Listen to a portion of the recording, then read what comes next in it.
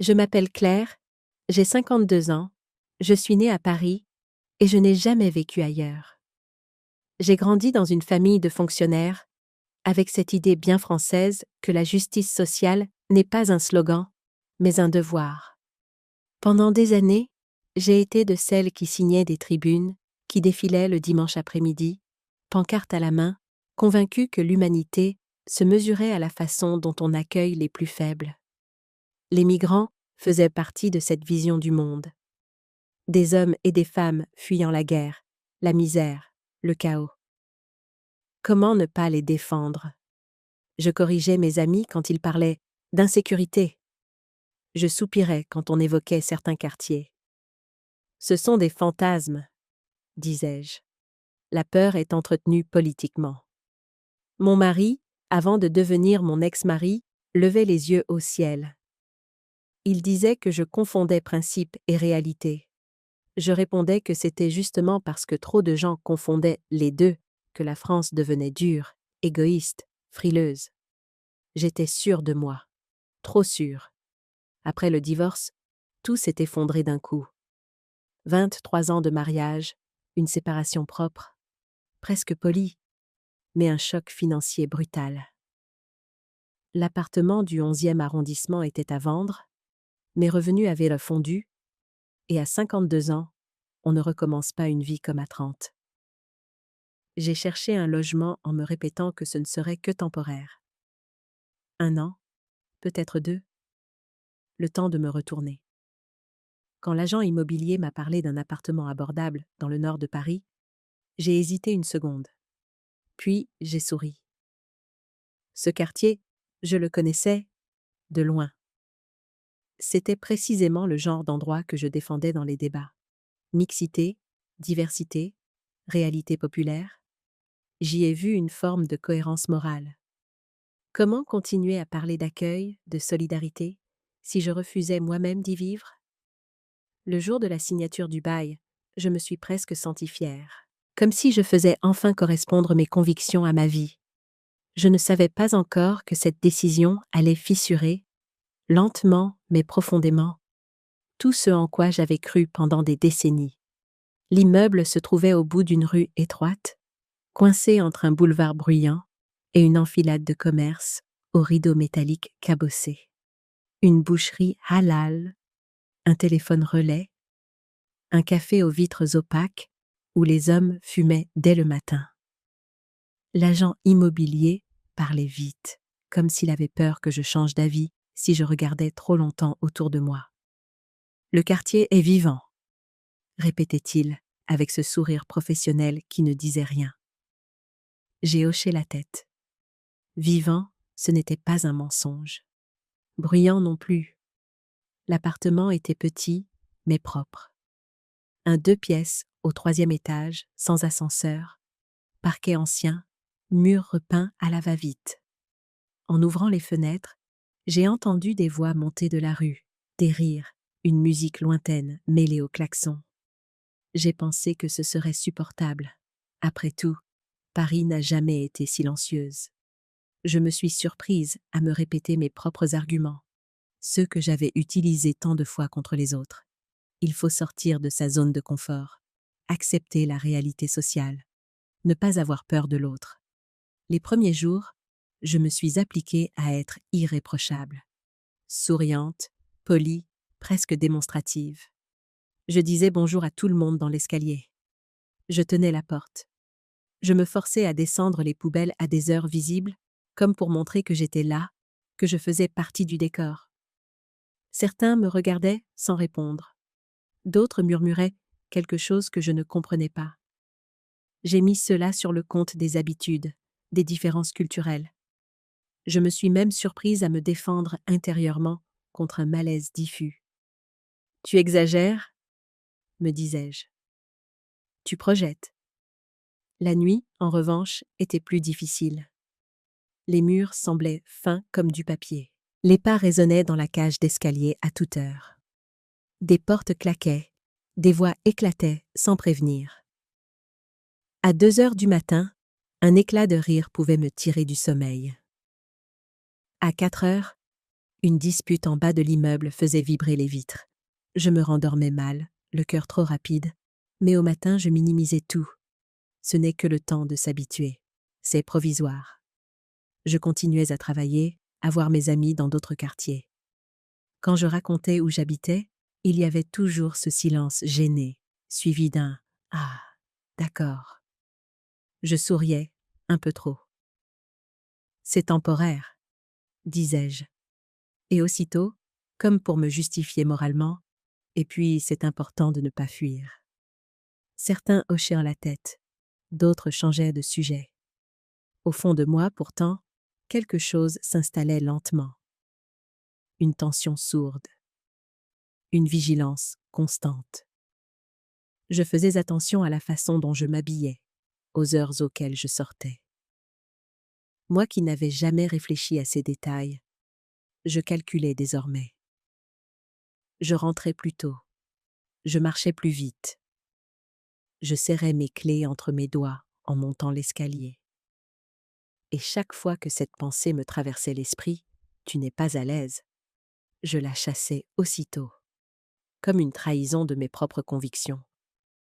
Je me répétais que ce quartier n'était qu'une étape, que ce malaise passerait, que la peur était une construction mentale.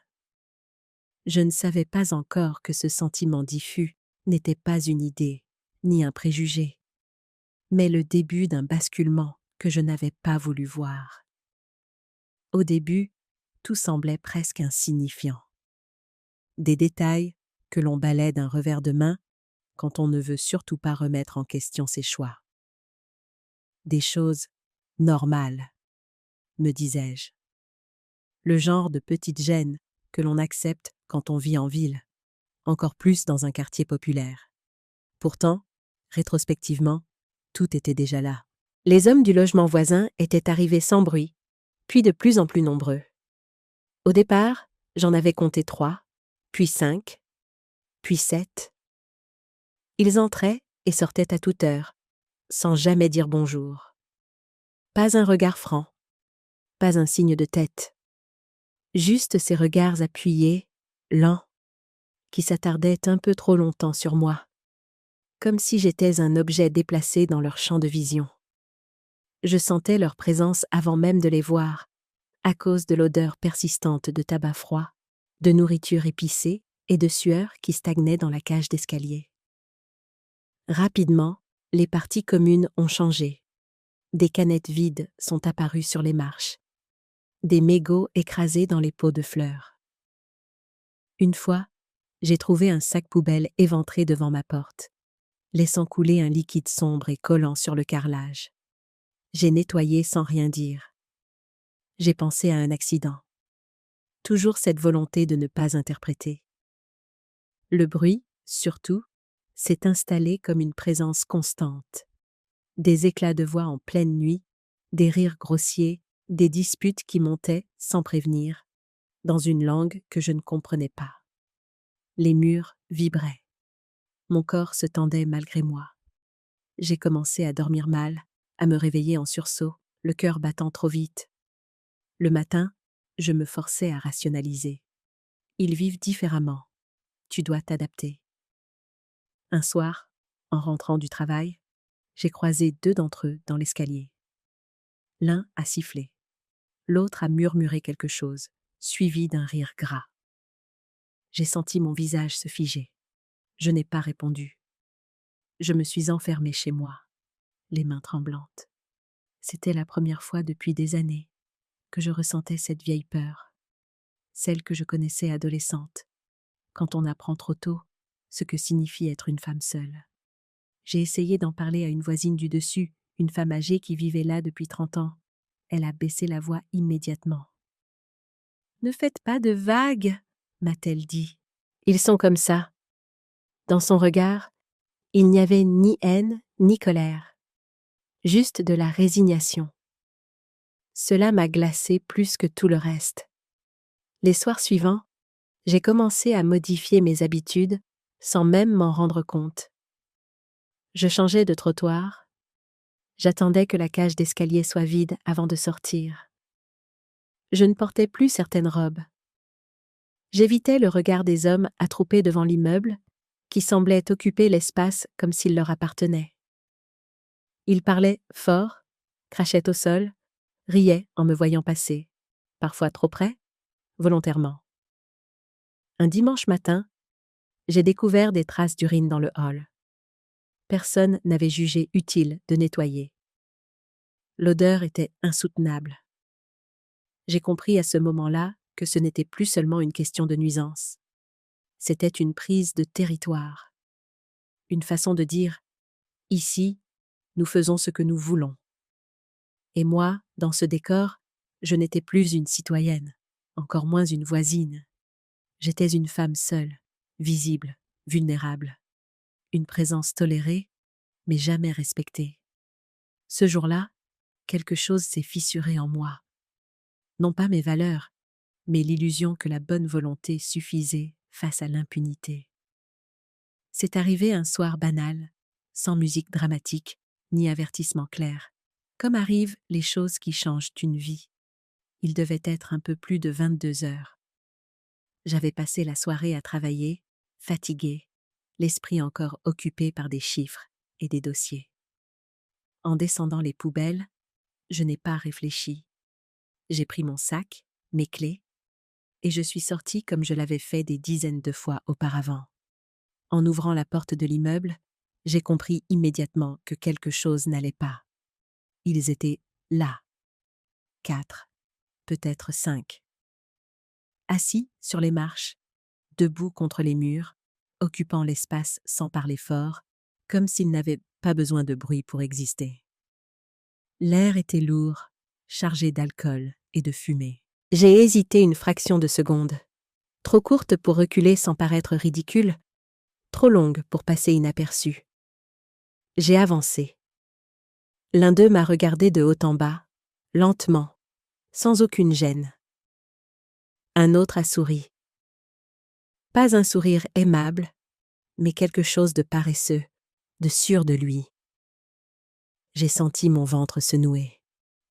Quand j'ai voulu passer, l'un d'eux a légèrement déplacé sa jambe, juste assez pour m'obliger à m'arrêter. Ce n'était pas une agression franche. C'était pire, une mise à l'épreuve. Il a dit quelque chose dans sa langue. Les autres ont ri. Un rire court, sec, qui m'a glacé. J'ai murmuré « Pardon » d'une voix que je ne reconnaissais pas moi-même. Ils ont fini par me laisser passer, lentement, comme un cadeau qu'on accorde. En remontant, mes mains tremblaient si fort que j'ai failli faire tomber les clés. Une fois la porte refermée derrière moi, j'ai appuyé mon dos contre le bois et je me suis mise à respirer trop vite, trop fort. Cette nuit-là, je n'ai presque pas dormi. Chaque bruit me faisait sursauter.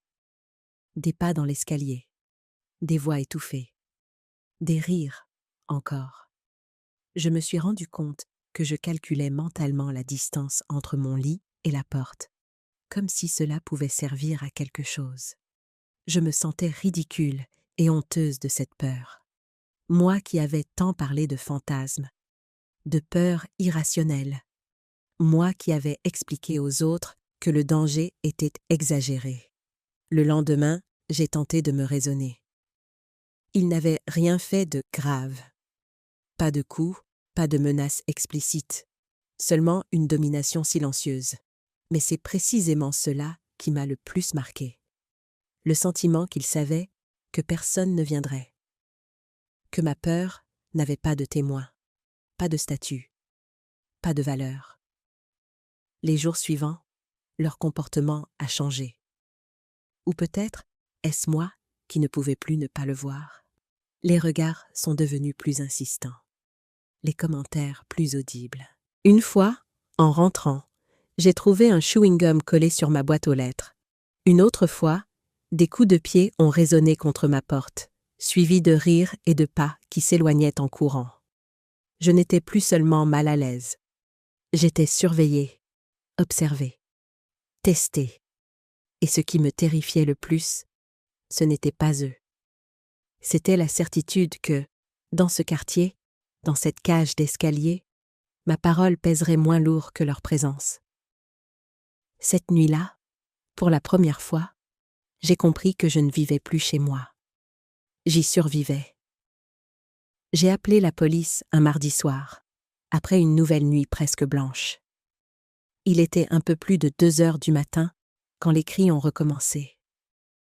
Des voix fortes sous mes fenêtres, une altercation qui dégénérait, des objets jetés au sol. À un moment, j'ai entendu un bruit sec, comme un coup porté contre une portière ou un mur. J'ai attendu quelques minutes, immobile dans mon lit, en espérant que cela s'arrête. Mais le vacarme continuait, ponctué de rires nerveux et d'insultes que je ne comprenais pas, mais dont le ton ne laissait aucun doute. Quand j'ai composé le numéro, mes mains tremblaient. J'ai expliqué la situation calmement. Trop calmement, peut-être. J'ai donné l'adresse, décrit les faits, précisé que ce n'était pas la première fois. À l'autre bout du fil, la voix était neutre, presque mécanique. On m'a dit qu'une patrouille passerait, si possible. Ces 2 mots sont restés suspendus dans l'air longtemps après que j'ai raccroché. Ils sont arrivés 40 minutes plus tard. Le silence était déjà revenu. Les hommes avaient disparu, comme s'ils savaient exactement combien de temps ils avaient avant de se disperser. 2 policiers sont descendus de la voiture. L'un a bâillé. Ils ont regardé autour d'eux, noté l'absence de troubles visibles. Je suis sortie sur le trottoir, en robe de chambre, me sentant soudain ridicule, exposée. J'ai raconté encore une fois. Les nuits, les insultes, les intimidations. Le fait que je sois seule. L'un des policiers m'a écoutée sans me regarder vraiment. L'autre a haussé les épaules. Vous savez, madame, c'est un quartier compliqué.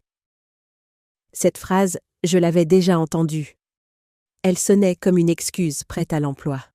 Une façon élégante de dire qu'il ne fallait pas trop en demander. Je leur ai parlé des hommes de l'immeuble voisin, de leur comportement. J'ai insisté sur le sentiment d'insécurité. Le plus jeune a soupiré. Ils n'ont rien fait de répréhensible ce soir. Pas ce soir, comme si le reste ne comptait pas. Comme si la peur accumulée, elle, n'était pas une réalité. Avant de repartir, l'un d'eux m'a conseillé de rester prudente, d'éviter de sortir tard, de ne pas provoquer. Ce mot m'a brûlé la gorge. Provoquer. En descendant mes poubelles, en rentrant chez moi? J'ai hoché la tête parce que je n'avais plus la force de contredire. Le lendemain, j'ai tenté d'aller au commissariat. On m'a fait attendre longtemps. Très longtemps. J'ai répété mon histoire à un autre fonctionnaire, derrière un bureau encombré de dossiers. Il a tapé quelques lignes sur son clavier, sans urgence. Sans plainte formelle, sans preuve matérielle, c'est compliqué. Toujours ce mot. Compliqué. Comme si ma vie était un dossier mal rangé. En sortant, j'ai compris quelque chose d'essentiel. Je n'étais pas protégée. Pas vraiment. La loi existait, bien sûr, mais entre les textes et la réalité, il y avait un vide. Et dans ce vide, il y avait moi. Une femme de 52 ans, seule, sommée d'être patiente, compréhensive, discrète. Cette journée-là, j'ai cessé d'attendre qu'on me sauve, parce que j'ai compris que personne ne viendrait. Après le passage de la police, quelque chose a changé. Pas en mieux, pas en pire non plus, au début. C'était plus subtil, comme une certitude qui s'installait de leur côté. La certitude que rien ne leur arriverait. Que mes appels, mes démarches, mes silences même, n'avaient aucune conséquence. Et quand des hommes comprennent qu'il n'y a pas de limite, ils commencent à tester jusqu'où ils peuvent aller. Les nuisances sont devenues plus régulières, presque organisées. La musique à plein volume, tard le soir, toujours après 23 heures, toujours les jours de semaine, comme une provocation calculée. Les portes claquées volontairement, les courses dans l'escalier, les cris lancés sans raison apparente. Je n'arrivais plus à distinguer ce qui relevait du désordre et ce qui était dirigé contre moi. Tout se mélangeait dans une fatigue constante. Un matin, j'ai trouvé un sac de détritus posée juste devant ma porte. Pas dans le couloir. Devant ma porte. Des restes de nourriture, des bouteilles vides, une odeur écœurante. J'ai nettoyé en silence, encore une fois. Mais cette fois, j'ai compris que ce n'était pas un hasard. C'était un message. Il savait où j'habitais. Il savait que j'étais seule. Et il savait que je n'oserais pas faire de scène. Les regards ont changé aussi. Ils ne se contentaient plus d'observer. Ils jaugeaient. Quand je sortais, l'un d'eux se détachait parfois du groupe pour marcher derrière moi sur quelques mètres. Jamais trop près. Jamais assez loin pour que je me sente tranquille. J'entendais leur voix baisser quand je passais, puis éclater de rire. Je n'avais pas besoin de comprendre les mots pour saisir l'intention. Un après-midi, j'ai découvert une longue rayure sur la portière de ma voiture. Profonde, délibérée. Aucun mot, aucun témoin. Juste cette trace blanche sur la peinture sombre, comme une signature. J'ai regardé autour de moi, instinctivement, comme si quelqu'un allait surgir pour m'expliquer. Il n'y avait personne. Ou plutôt, il y avait ce sentiment oppressant d'être observé, sans voir qui. J'ai commencé à vivre différemment, à anticiper en permanence. Je sortais mon téléphone avant même d'entrer dans l'immeuble, prête à appeler quelqu'un, n'importe qui. Je faisais semblant de parler. Je choisissais mes vêtements avec une attention nouvelle, non par coquetterie, mais par stratégie. Je devenais discrète, effacée. Tout ce que je n'avais jamais voulu être. Le plus dur, ce n'était pas la peur brute. C'était l'humiliation. Celle de se sentir réduite, diminuée, ramenée à une condition que je croyais appartenir au passé. Une femme seule qui doit composer avec l'arbitraire d'hommes qui occupent l'espace, comme s'il leur revenait de droit. Un soir, j'ai surpris une conversation dans l'escalier. Mon nom, prononcé maladroitement, mais reconnaissable, un rire. Puis cette phrase, en français approximatif, mais limpide. Elle peut rien faire. Ils avaient le compris. Et à cet instant précis, j'ai compris aussi. Tant que je subirais, ils continueraient. Et cette certitude, aussi glaçante soit-elle, a été le point de départ de tout le reste. Je me souviens très précisément du moment où quelque chose s'est inversé en moi. Ce n'était pas une révélation spectaculaire, ni une montée de colère soudaine. C'était plus froid que cela, plus net. Un matin, en me regardant dans le miroir de la salle de bain, j'ai vu une femme que je ne reconnaissais plus. Les épaules rentrées, le regard constamment sur le qui-vive, les gestes économes, prudents, presque soumis. J'ai compris que ce quartier ne m'avait pas seulement prise pour cible. Il m'avait transformée. Je me suis assise sur le bord du lit et j'ai laissé venir une pensée que je repoussais depuis des semaines. Et si le problème n'était plus seulement eux, mais le fait que je les laissais décider de ma vie? Cette idée m'a d'abord fait honte, puis elle m'a mise en colère. Une colère silencieuse, dense, adulte. Pas celle qui crie, mais celle qui observe et calcule. J'ai repensé à mon parcours, à mes années dans l'administration municipale, à ces dossiers interminables, à ces réunions où rien ne semblait avancer, mais où chaque mot, chaque signature avait pourtant un poids. J'avais passé plus de 25 ans à travailler dans l'ombre des procédures, à connaître les règlements, les failles, les délais, les obligations.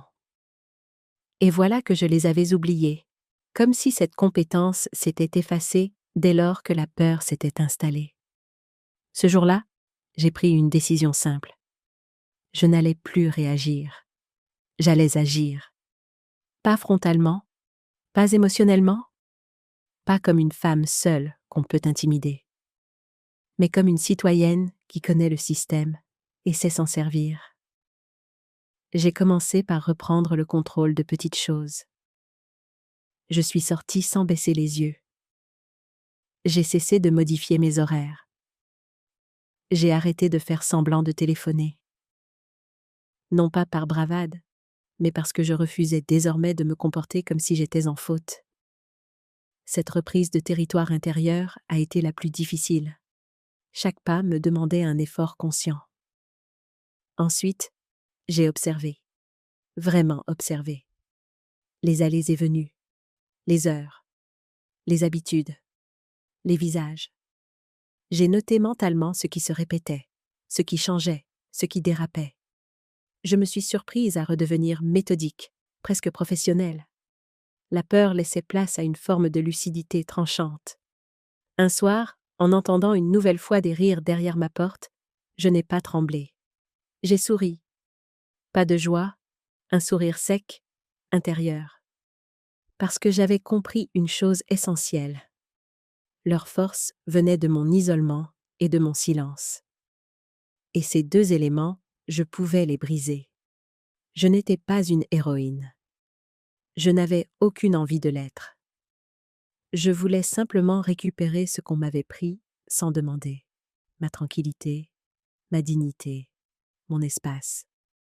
Et pour cela, je n'avais pas besoin d'être plus forte qu'eux physiquement.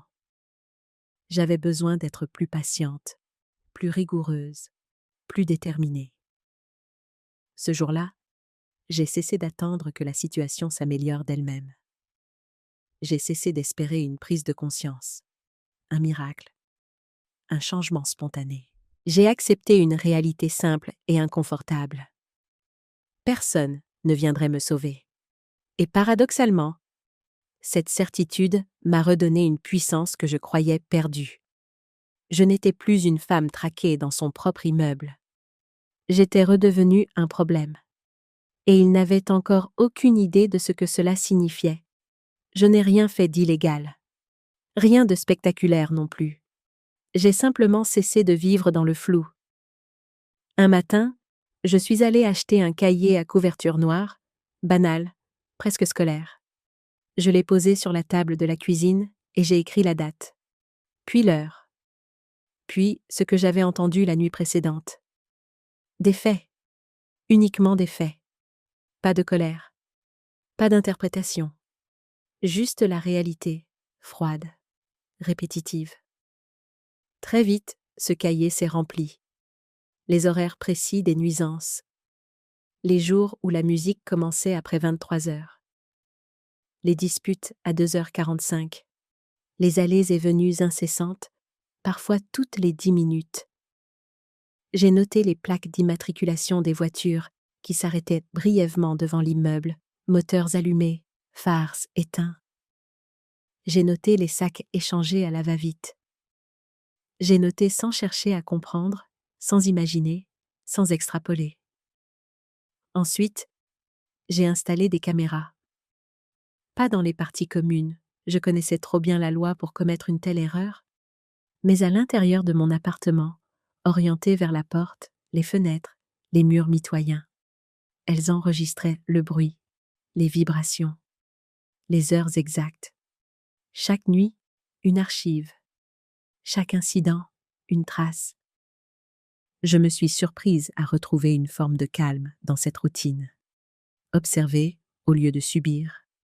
Enregistrer au lieu de craindre. La peur se transformait peu à peu en concentration. Je n'étais plus enfermée dans l'attente d'un nouveau débordement. Je le documentais. Je le rendais visible. J'ai commencé à parler aux voisins. Pas tous. Pas d'un coup. Un par un. Toujours discrètement. Dans l'ascenseur, devant les boîtes aux lettres, sur le pas de la porte. Je ne posais pas de questions directes. Je racontais simplement ce que je vivais.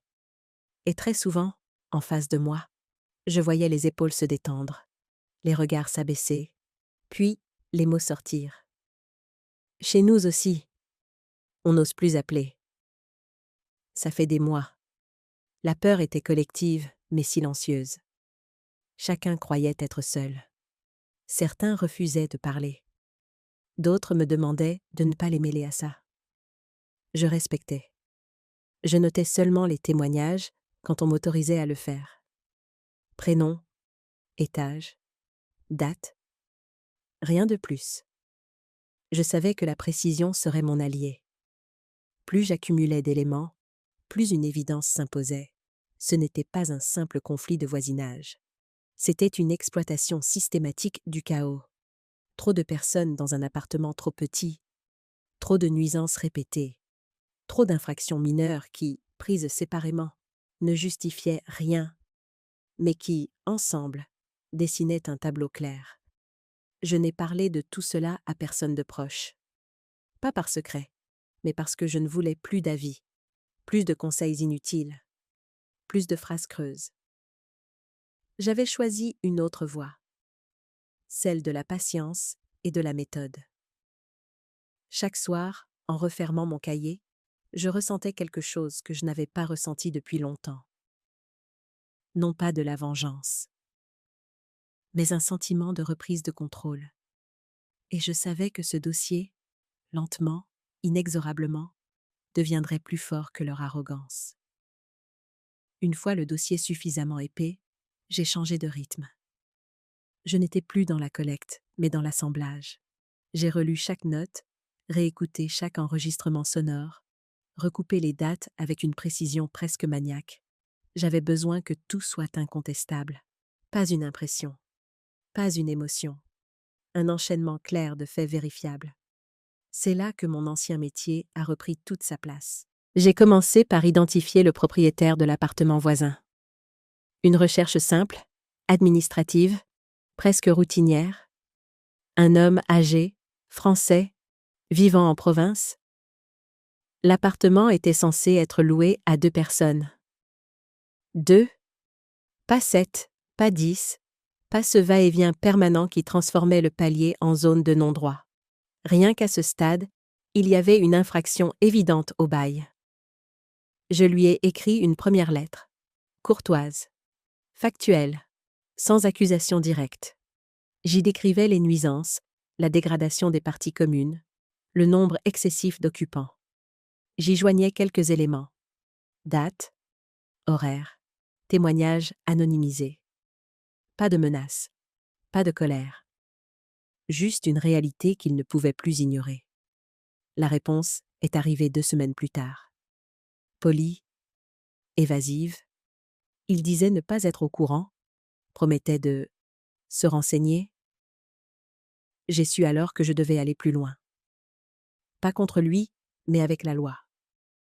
J'ai monté un dossier complet à destination de la mairie d'arrondissement. Service d'hygiène. Service du logement. J'ai joint des preuves sonores, des relevés de nuisances répétées, des attestations de voisins. J'ai pris soin de citer les articles de loi concernés. Je savais que ce langage-là serait compris. Les administrations ne réagissent pas à la peur, mais aux procédures. En parallèle, j'ai signalé la situation à la copropriété. Là encore, j'ai évité toute dramatisation. J'ai parlé de risques sanitaires, de surcharge des installations, de responsabilité juridique. Les mots ont changé de camp. Ce n'était plus une femme qui se plaint. C'était un problème légal, collectif, documenté. Les réponses ont commencé à arriver lentement, comme toujours. Demande de complément. Accusé de réception. Délai. J'ai attendu sans relancer inutilement. J'avais appris que la patience est une forme de pression quand elle s'appuie sur des faits solides. Un matin, j'ai reçu un appel du propriétaire. Sa voix n'était plus détendue. Il avait été contacté par la mairie. On lui demandait des comptes, des justificatifs, une mise en conformité immédiate. Il m'a demandé pourquoi je ne lui avais pas parlé avant. J'ai répondu calmement que je l'avais fait, par écrit. Les semaines suivantes ont été étrangement calmes, trop calmes, comme un avant-goût de quelque chose. Je savais que le système s'était mis en marche. Lent, lourd, mais inexorable. Et pour la première fois depuis mon arrivée dans ce quartier, je n'avais plus peur de la nuit. J'attendais. Et cette attente-là n'était plus celle d'une victime, mais celle d'une femme qui savait que les papiers, parfois, font plus de bruit que les cris. La convocation, n'a pas été annoncé.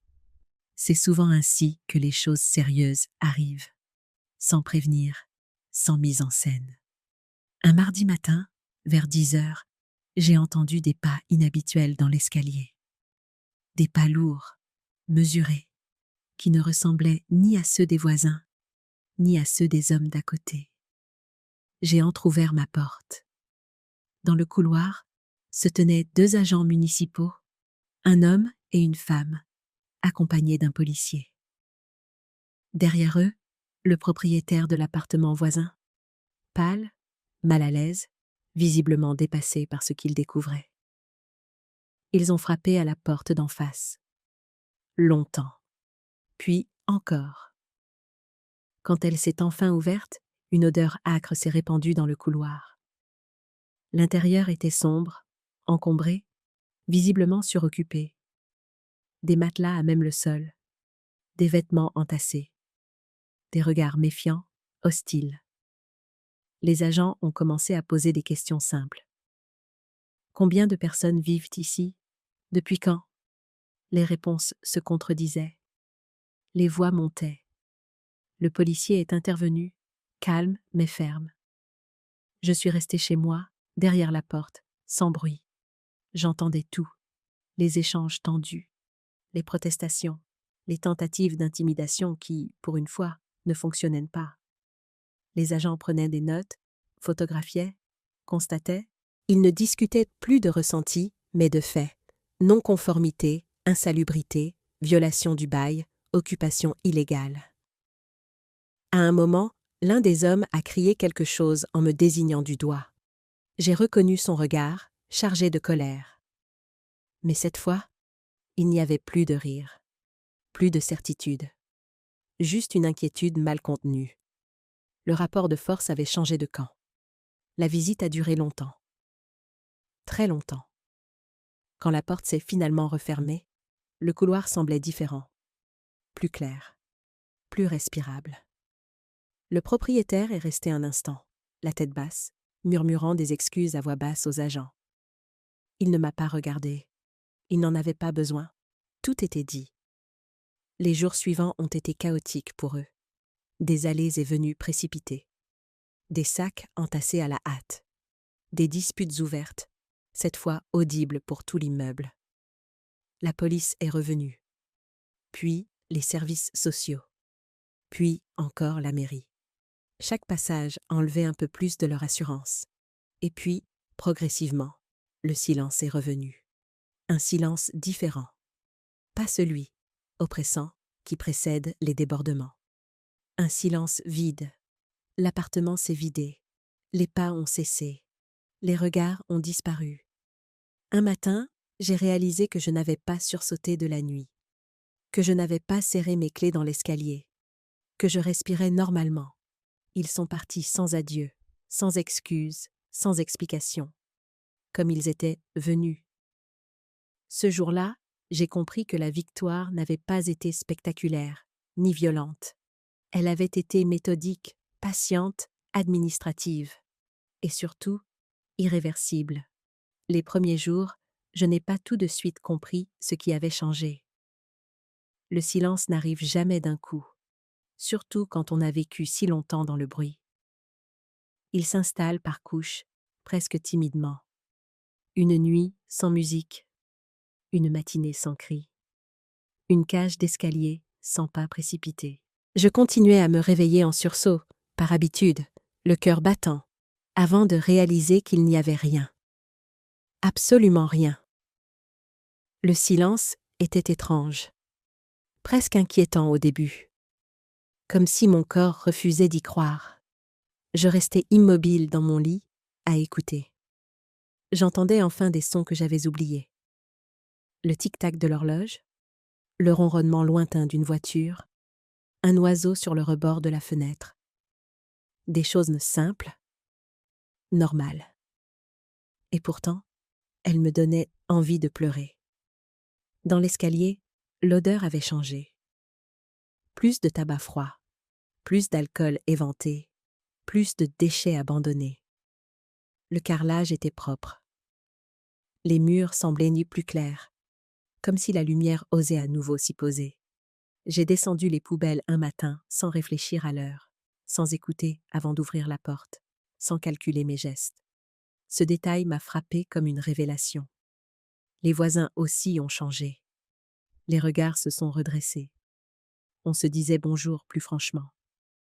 Une femme du deuxième m'a souri pour la première fois. Un homme âgé m'a remercié à voix basse, presque gêné. Personne n'a fait de grands discours. Il n'y avait pas besoin. Nous savions tous ce qui s'était passé. Et surtout, ce qui ne se passerait plus. Un soir, je me suis assise dans mon salon, les fenêtres ouvertes, chose que je n'avais pas faite depuis mon arrivée. L'air était frais, calme. J'ai réalisé à quel point la peur m'avait épuisée. Pas seulement physiquement, mais intérieurement. Elle m'avait grignoté, lentement, me faisant douter de moi, de mes perceptions, de mon droit même à me sentir en sécurité. Je n'ai ressenti aucune joie triomphante. Pas de satisfaction bruyante, juste un apaisement profond, une sensation de retour à l'équilibre, comme si je retrouvais une version de moi-même que j'avais mise de côté pour survivre. Cette femme qui marche sans regarder derrière elle, qui n'écoute pas chaque bruit comme une menace, qui vit simplement. La nuit suivante, j'ai dormi d'un sommeil lourd, sans rêve. Et au réveil, j'ai compris que quelque chose s'était définitivement refermé. Pas seulement un épisode difficile, une illusion. Celle qui m'avait fait croire que subir en silence était une preuve de tolérance. Celle qui m'avait fait confondre compréhension et effacement. Le silence n'était pas vide. Il était plein de sens. Il me disait que je n'avais pas gagné contre des hommes, mais contre une situation.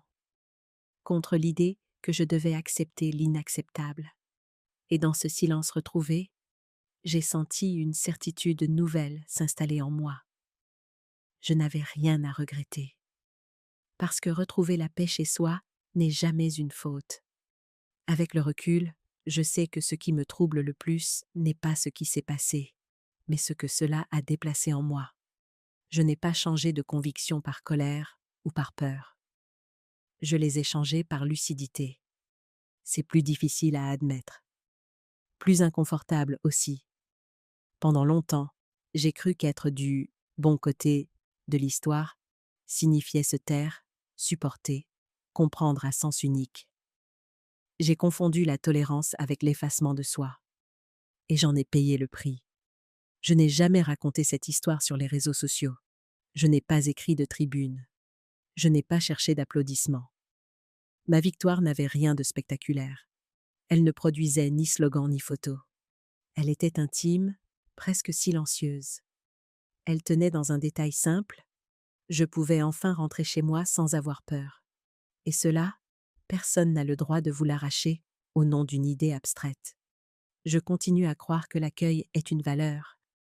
Mais je crois désormais, avec la même force, que le respect n'est pas négociable, que la souffrance d'une femme seule n'est pas un dommage collatéral acceptable, que le réel ne disparaît pas parce qu'il dérange un discours. J'ai compris que défendre les principes ne doit jamais conduire à sacrifier les personnes concrètes qui vivent avec leurs conséquences.